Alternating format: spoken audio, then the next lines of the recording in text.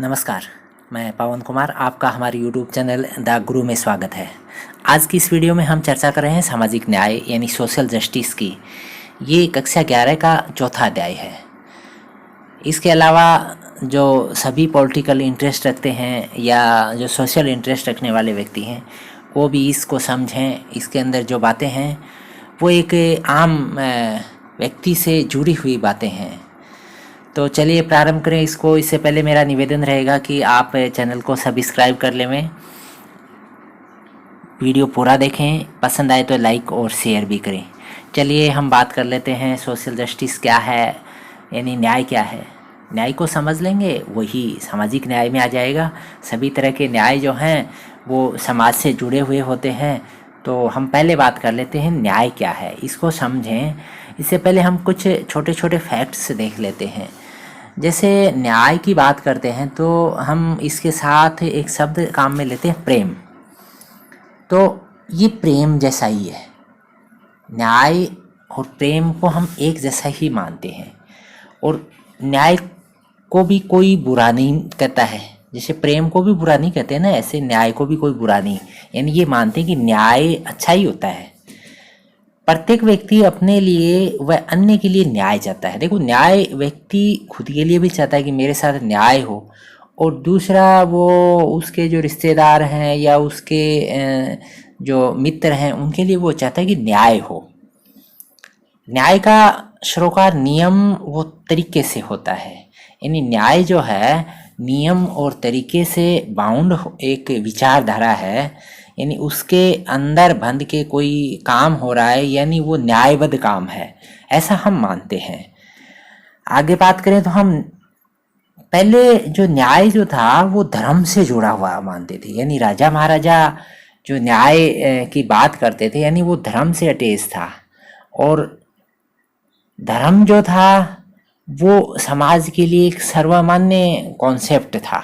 किसी भी तरीके का धर्म हो तो उस समय के जो शासक होते थे वो न्याय को धर्म के साथ जोड़ के प्रजा के अंदर अपना प्रभुत्व स्थापित करते थे। किताब है एक प्लेटो, ये ध्यान रखना आप, इस किताब का नाम है रिपब्लिक। ये यूनान के दार्शनिक थे। इस किताब के अंदर न्याय पे काफ़ी लंबी चौड़ी चर्चा हुई है।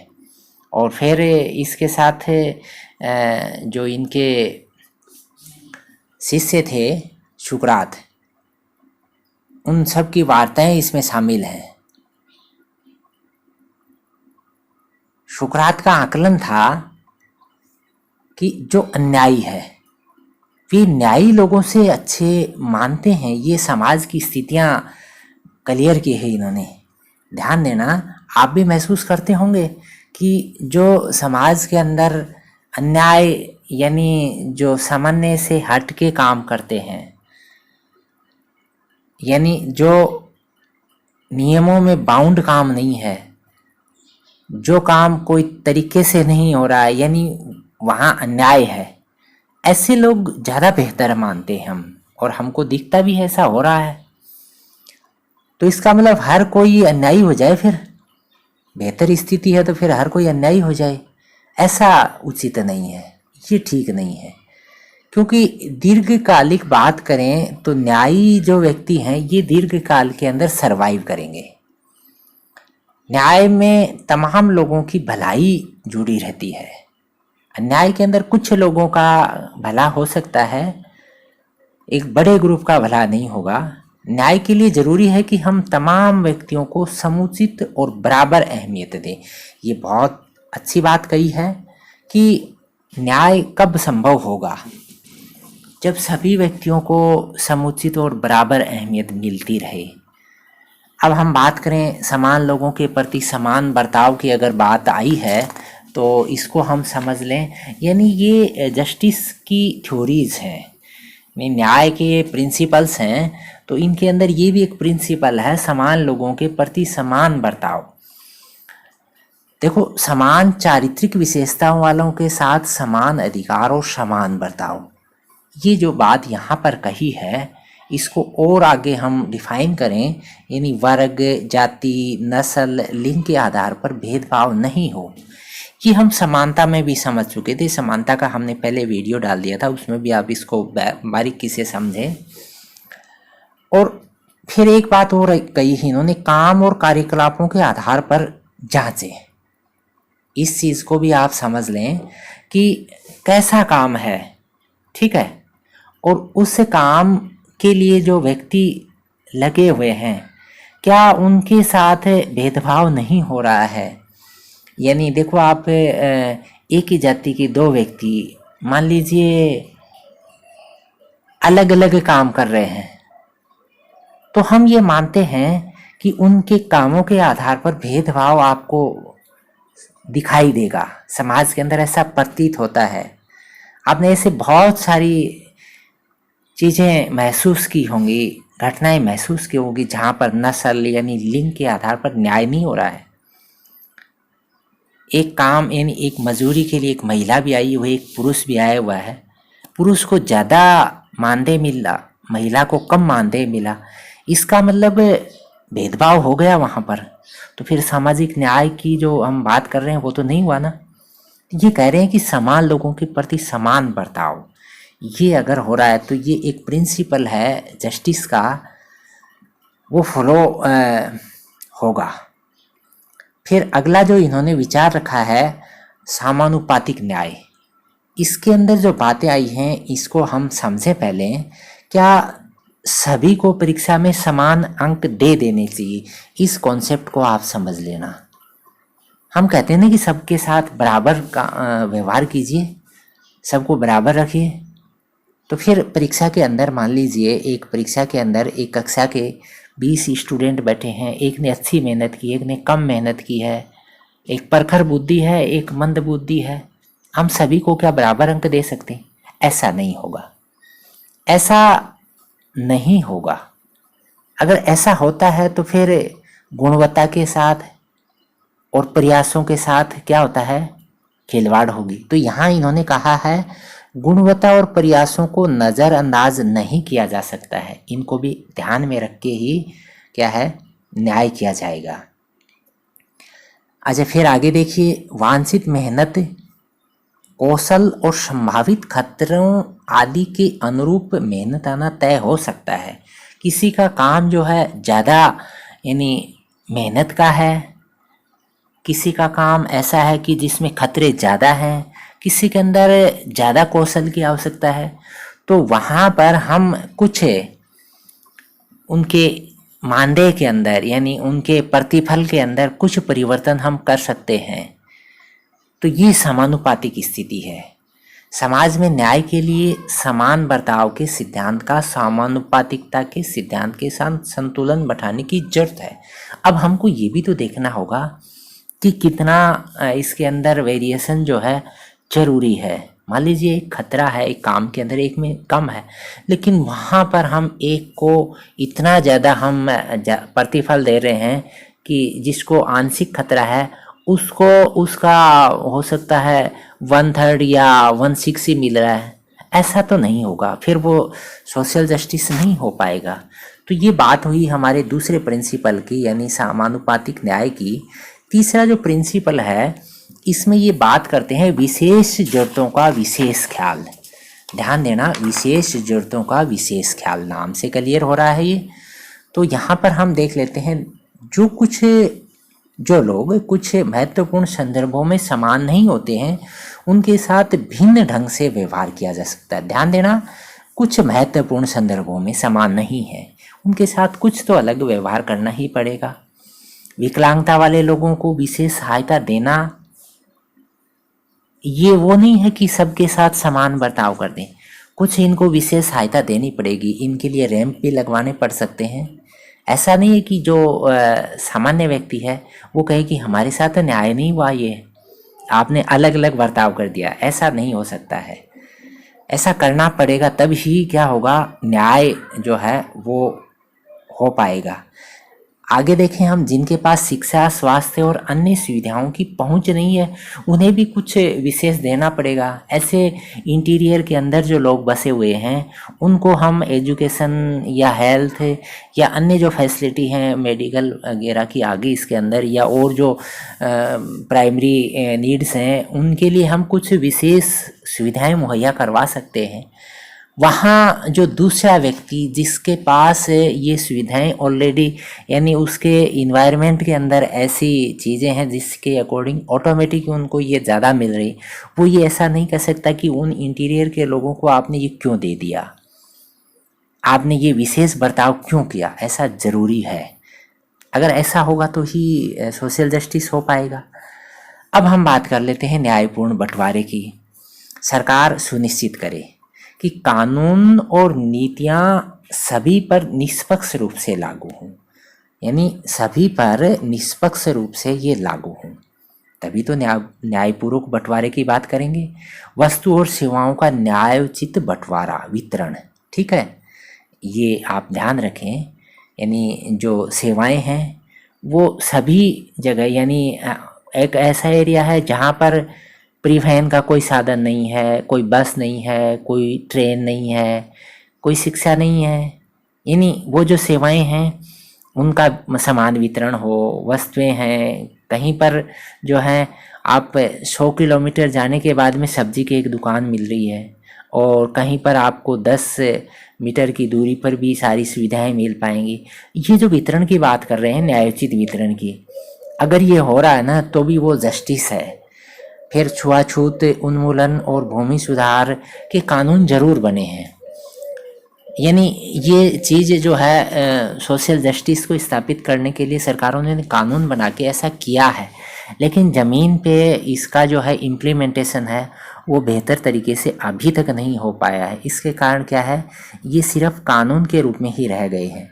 अब हम न्याय के ऊपर एक बहुत महत्वपूर्ण थ्योरी पढ़ते हैं, रोल्स का न्याय सिद्धांत। ध्यान देना, ये आज के समय की परिस्थितियों के हिसाब से सबसे उत्तम सिद्धांत यही है। बाकी हमने अभी तक न्याय की कोई डेफिनेशन नहीं पढ़ी है। पुरानी बुक्स के अंदर डेफिनेशन पे बहुत ज़्यादा फोकस होता था, विभिन्न फिलोसफर्स की डेफिनेशन को हम रटते थे। अब हमको डेफिनेशन रटने की आवश्यकता नहीं है। नए पैटर्न के अंदर, पुस्तकों के अंदर वो बातें शामिल की गई हैं जो हम सराउंडिंग के अंदर, यानी वातावरण के अंदर महसूस करते हैं, यानी हम एक समग्र विचार स्थापित कर लें, वो बातें हैं। तो हम अब पुस्तक के अंदर ये रोल्स के जस्टिस की जो बातें करी हैं, ये जो जस्टिस का मामला है वर्तमान संदर्भ में सबसे बेहतर है, इसीलिए इसी के ऊपर चर्चा की गई है। इसका जो मूल एक लाइन के अंदर सिद्धांत की बात करें तो ये आता है अज्ञानता का आवरण या अज्ञानता का पर्दा सिद्धांत। ये 12th की किताब में इसका नाम अज्ञानता का पर्दा के नाम से, अज्ञानता का आवरण एक ही बात है। आप नाम से समझ चुके हैं, यानी पर्दा डला हुआ है, यानी मुझे कुछ नहीं पता है, ये चीज़ अज्ञानता का पर्दा है। अब इसको आप समझ लें, जैसा इस लाइन को समझेंगे उसके बाद में मैं इसको डिफाइन करूं। देखो, निष्पक्ष और न्याय संगत नियम तक पहुंचने का एकमात्र रास्ता यही है। ध्यान देना, कैसा न्याय? निष्पक्ष और न्याय संगत, ठीक है। उस तक पहुंचने का एक रास्ता क्या दिया है कि हम खुद को ऐसी परिस्थिति में होने की कल्पना करें जहां हमें यह निर्णय लेना है कि समाज को कैसे संगठित किया जाए, जबकि हमें यह ज्ञात नहीं है कि उस समाज में हमारा क्या रोल होगा। यानी हम अपने आप को अज्ञान मानते हुए काम करें और वो परिस्थितियां, यानी वो चीज़ हमारे दिमाग में है कि यहाँ पर हमारा कोई स्वार्थ नहीं है, और उस परिस्थिति को ध्यान में रखते हुए हम उस समाज के संगठित होने के लिए काम करें। तब जाके क्या होता है, रियल में हर व्यक्ति के साथ न्याय स्थापित होगा। अब आगे देखिए इसको, समाज में अपने संभावित स्थान और हैसियत के बारे में पूर्ण अज्ञानता की हालत में। ध्यान देना, क्या है? अपने जो संभावित स्थान और हैसियत दोनों के बारे में पूर्ण अज्ञानता की हालत में हर आदमी आमतौर पर जैसे सब करते हैं अपने खुद के हितों को ध्यान में रखकर फैसला करेगा। यानी वहां पर क्या स्थिति होती है, वहां पर यानी खुद की हैसियत के प्रति पूरी तरह से अज्ञानता की हालत में वो कोई भी काम कर रहा है, तो वो क्या करेगा, ऐसा कि मान लीजिए मैं यहाँ इसी परिवेश के अंदर अगर रह रहा होता तो मुझे क्या करना होता, वैसा काम वो करेगा। यानी क्या होगा, सबके साथ जस्टिस होगा, सबके साथ न्याय होगा।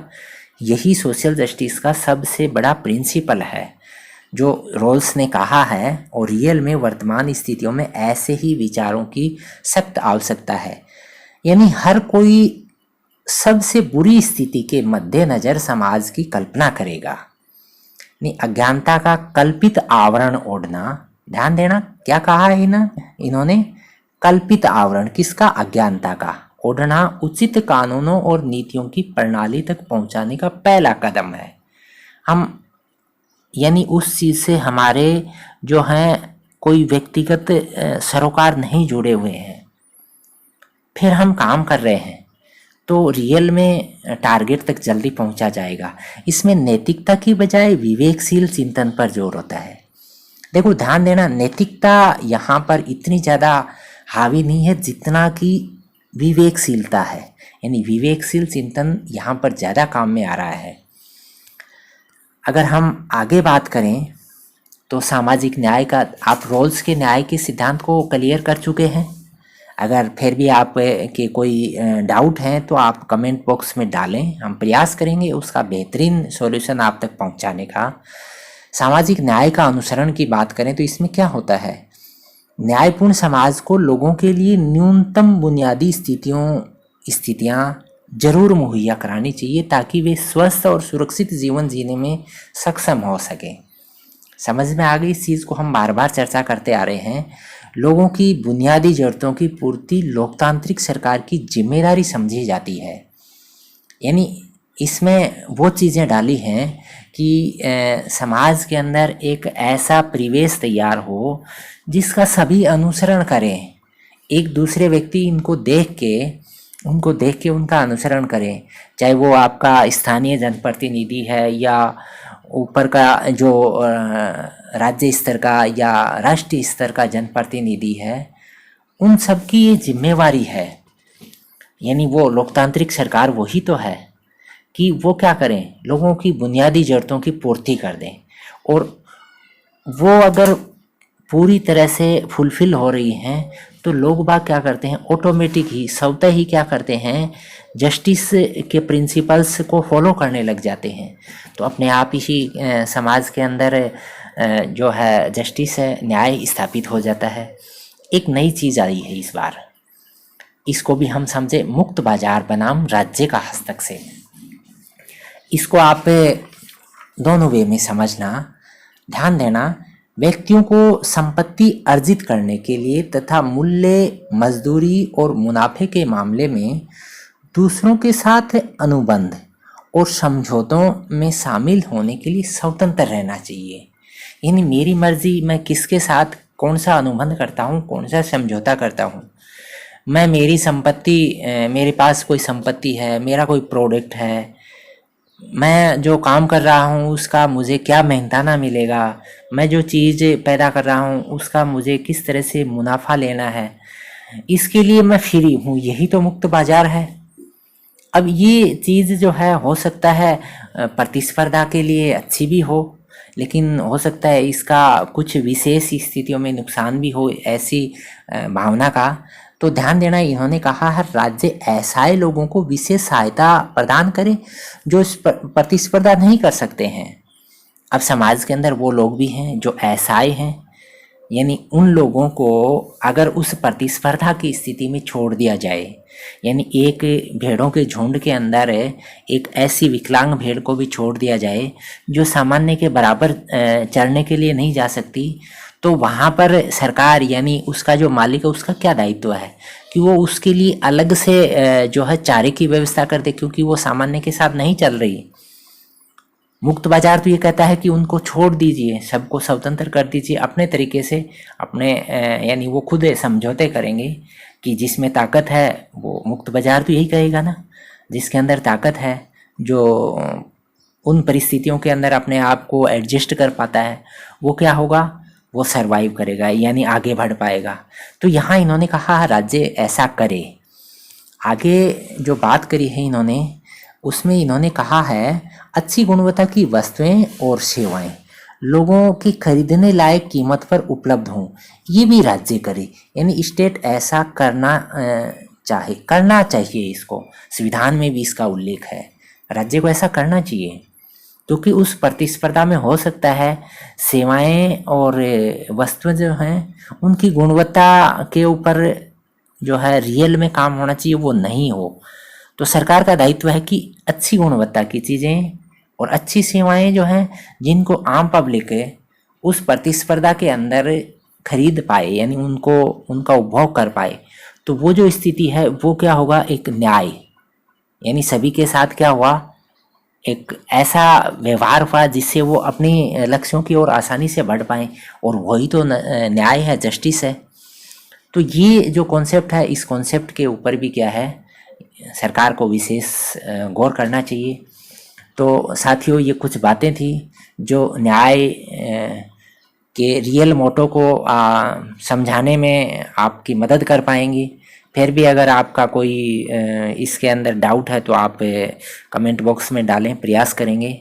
आप प्रारंभ से अंत तक जुड़े रहे। धन्यवाद। जय हिंद।